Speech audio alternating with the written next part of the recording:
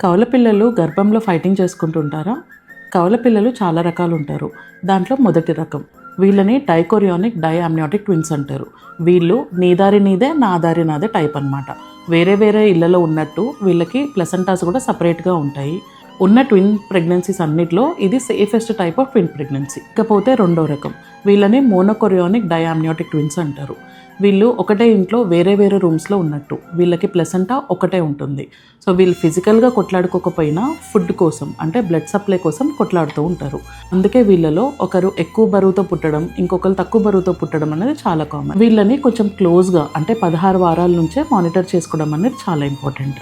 ఇంకపోతే మూడో రకం వీళ్ళని మోనోకొరియానిక్ మోనోఅమ్నియాటిక్ ట్విన్స్ అంటారు. వీళ్ళకి ఇల్లు ఒకటే కాదు, రూమ్ కూడా ఒకటే. అంటే ప్లసెంటానే కాకుండా వీళ్ళుండే శాక్ కూడా ఒకటే ఉంటుంది. వీళ్ళు ఫిజికల్గా కూడా కొట్లాడుకుంటుంటారు. అందుకే అప్పుడప్పుడు వాళ్ళ బొడ్డు తాడును కూడా చుట్టుముడి పడే రిస్క్ అన్నది ఉంటుంది. అందుకే వీళ్ళని 32 లేదంటే 34 వారాలకి డెలివర్ చేయడం అన్నది ఇంపార్టెంట్. మీకు ఒకవేళ ట్విన్ ప్రెగ్నెన్సీ అయినట్లయితే మీది ఏ రకమైన ట్విన్ ప్రెగ్నెన్సీనో కింద ఉన్న కమెంట్ సెక్షన్లో కమెంట్ చేయండి.